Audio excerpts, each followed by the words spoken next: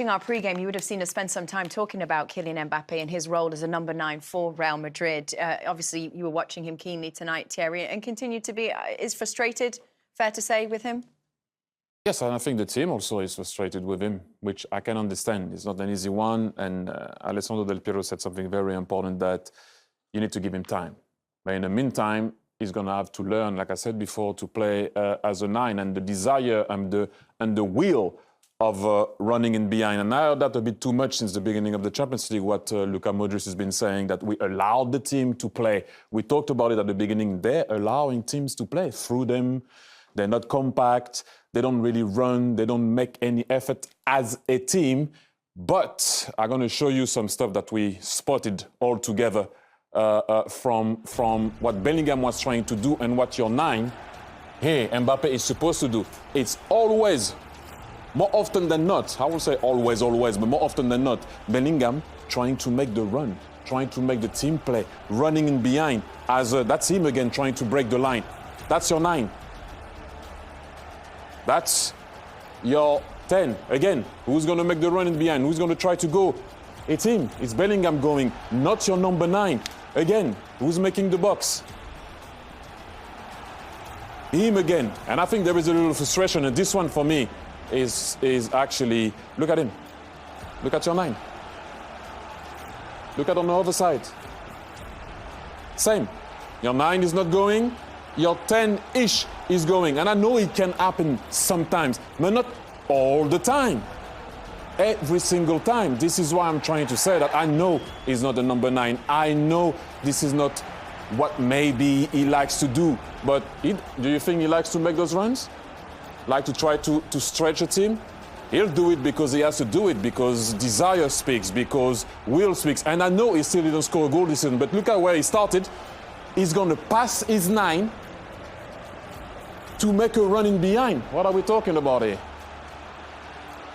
You can't win games like that. You can't win games with your 10 breaking the line, coming back, trying to bend his run, trying to defend, trying to go on the other side.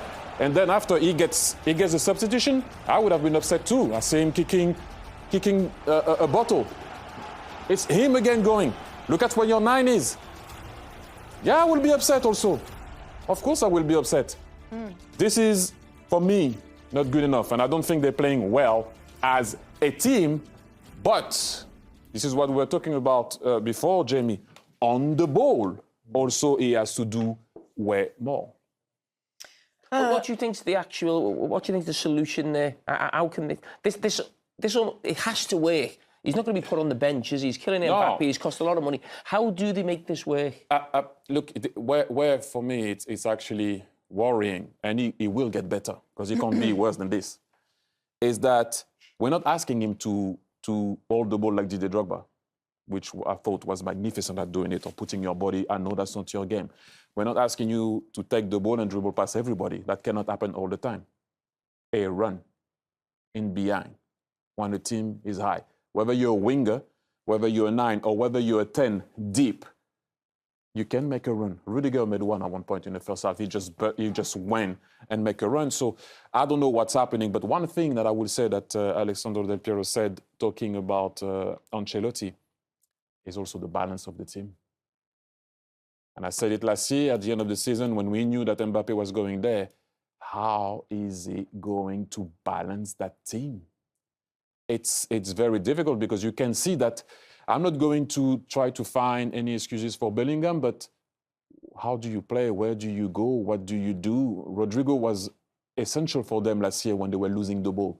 He's on the bench now. And I know maybe he doesn't have the efficiency of Vinicius Junior that he had last year, but Rodrigo was balancing the team off the ball. Now he's not playing. So it's going to be tough for Ancelotti to find a way to make sure that all those players can coexist.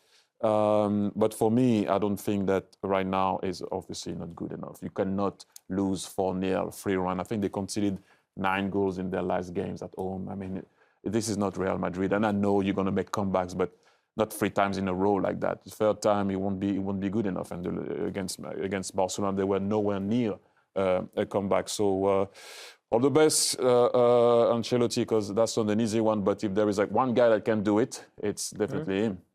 Yeah, tough one to digest for Real Madrid tonight. Apparently, it was tough to digest.